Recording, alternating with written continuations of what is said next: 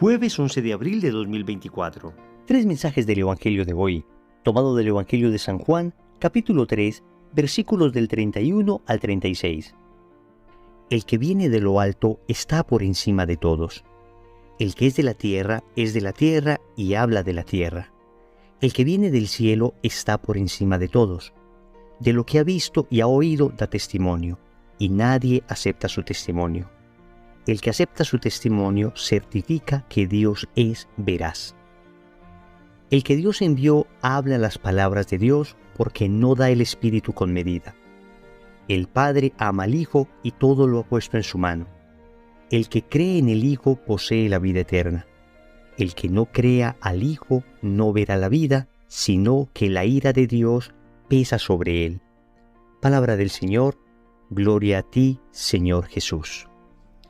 Hoy tenemos un evangelio bien especial, un evangelio que nos habla de la veracidad de Dios, un evangelio que manifiesta con claridad que Dios siempre dice la verdad. Dios no se engaña ni engaña a nadie. No se engaña porque en Él no puede haber error, ni engaña a nadie porque en Él no puede haber maldad. Dios es veraz. Vamos con tres mensajes de ese evangelio. Primero, nuestra patria es el cielo. Segundo, ¿hablas el lenguaje de Dios? Tercero, ¿qué es la ira de Dios? Vamos con el primer punto. Nuestra patria es el cielo. El Señor habla de los que viven de cara al cielo y de los que viven de cara a la tierra. Los que viven de cara a la tierra hablan de cosas de la tierra. Los que viven de cara al cielo, es decir, de rostro al cielo, haciendo las cosas para la eternidad, entonces hablan las cosas del cielo. La pregunta es, ¿entendemos nosotros que nuestra patria es el cielo? Corremos el grave riesgo de olvidarnos que nuestra vida terrena es transitoria. Por muchas comodidades que logremos, por muchos avances científicos, por muchas felicidades humanas que experimentemos, incluso las más legítimas, sabemos que nuestra patria en la tierra es temporal. Y no podemos perder de vista aquello que la Salve insiste. Nos dice la Salve que nosotros somos desterrados hijos de Eva. Que después de ese destierro, la Virgen nos muestra a Jesús. Que estamos en un valle de lágrimas. ¿Esto por qué es importante tenerlo en cuenta?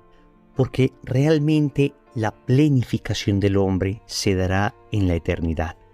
Nosotros pregustamos esa plenitud con Cristo, viviendo la gracia aquí en la tierra. Pero debemos decir que aún viviendo la gracia en la tierra, tendremos muchos vacíos que no terminaremos de llenar hasta que nos encontremos definitivamente en la eternidad con Dios. La plena realización del hombre se encuentra en la eternidad. Repito, no lo pierdas de vista. No lo pierdas de vista y vive de cara a la eternidad. Algunos han acusado al cristianismo de ser una especie de opio que adormece las conciencias al hablarles de una eternidad que les terminará descuidando de lo terreno, de lo inmediato, de las necesidades sociales del hoy. Nada más contrario a la verdad. Cuando una persona vive de cara a la eternidad, cuando una persona vive de cara al cielo, entonces va a hacer todo aquello que el Señor le pide porque se quiere salvar. ¿Y qué es lo que el Señor pide?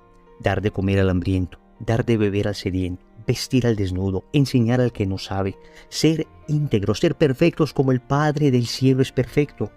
Cuando quiero vivir como Cristo enseña, entonces no puedo ser mejor ser humano. La plenitud de la existencia humana se encuentra en vivir como Jesús quiere que vivamos. Alguno dirá, pero si vivimos así por el cielo, esto es un interés y no está bien, porque no es por amor. Venga, entendámoslo de una vez. El cielo es la plenitud de Cristo, es la conquista definitiva de Cristo. Ver cara a cara a Dios es la plenitud del amor. Entonces, no es un interés más allá del único verdadero interés que puede tener un ser humano, y es conquistar a Cristo definitivamente. Entonces, ¿hacemos todo esto por interés del cielo? Sí, porque el cielo es Cristo, porque la plenitud de la felicidad se encuentra en Él. No lo olvides, tu patria es el cielo. Segundo, ¿hablas el lenguaje de Dios? El Señor dice que quien viene del cielo habla palabras de Dios. ¿Y tú y yo hablamos el lenguaje de Dios o el lenguaje del mundo? El lenguaje de Dios es un lenguaje de verdad. El lenguaje del mundo es un lenguaje de mentira. El lenguaje de Dios es un lenguaje de bondad. El lenguaje del mundo es un lenguaje de egoísmo. ¿Tú qué lenguaje hablas? Para hablar el lenguaje de Dios se necesita tener el Espíritu Santo sin medida, como lo dice el Señor en el Evangelio. Es decir, tener el Espíritu Santo de manera desbordante. El mismo San Juan dice en su Evangelio, en el capítulo 1, versículo 16, que de Cristo hemos recibido la plenitud. Participamos de su plenitud. ¿De qué plenitud? De la plenitud del Espíritu. Cuando una persona está llena del Espíritu Santo, cuando una persona de verdad tiene en su corazón a Dios, es que se le nota hasta en la manera de hablar, se le nota en la manera de caminar, se le nota en la manera de mirar, se le nota en la manera de corregir, se le nota en la manera de aceptar las correcciones.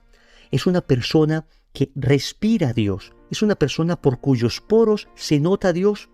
Pero cuando una persona no tiene a Dios, cuando una persona está llena de mundo, de egoísmo, de vanidad, también se le nota en cada acción, también se le nota en cada cosa que hace.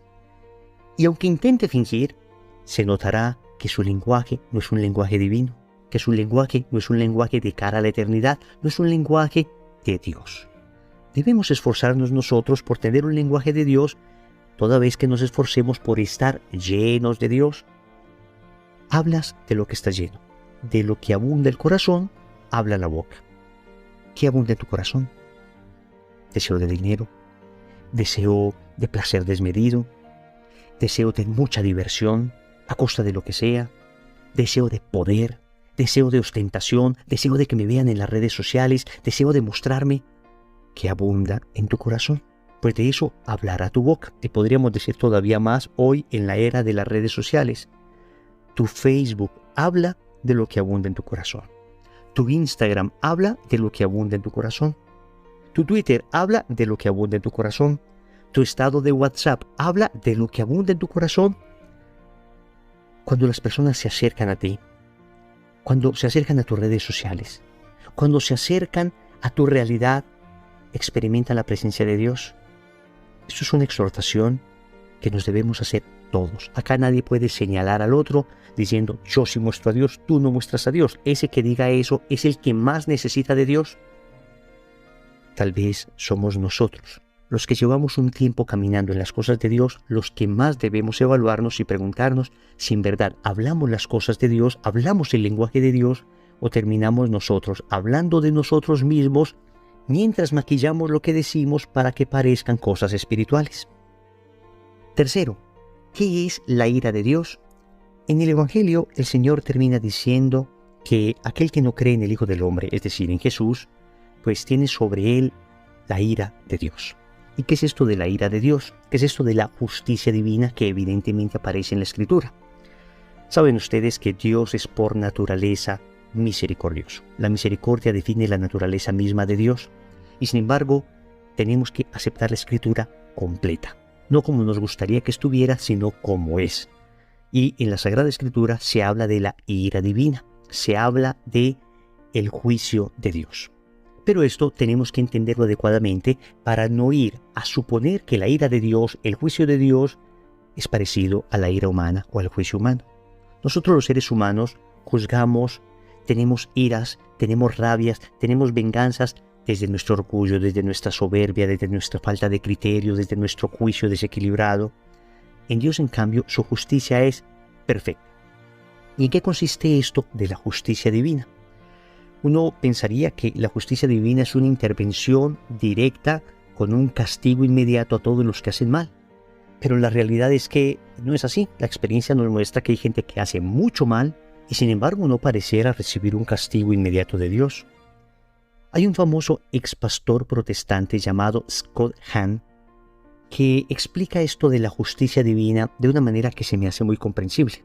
Y así dice que la ira de Dios o la justicia de Dios o los castigos de Dios consisten básicamente en dejar que nosotros paguemos las consecuencias de nuestras propias acciones. Pongo un ejemplo. Si uno le dice a un hijo, mira, no camines por acá porque estamos trapeando y el piso está húmedo y si caminas por acá te vas a caer. Y se lo dices una y otra vez y el niño no obedece y se lo vuelves a repetir y lo has tomado de las manos una y otra vez para que no se deslice y no se aporree, pues finalmente hay un momento donde uno dice, muy bien, camina. El niño se resbala, se da un pequeño golpe, y entonces uno le dice, ¿te das cuenta? Esto no es lo que yo quería, pero esto es la consecuencia de tus acciones.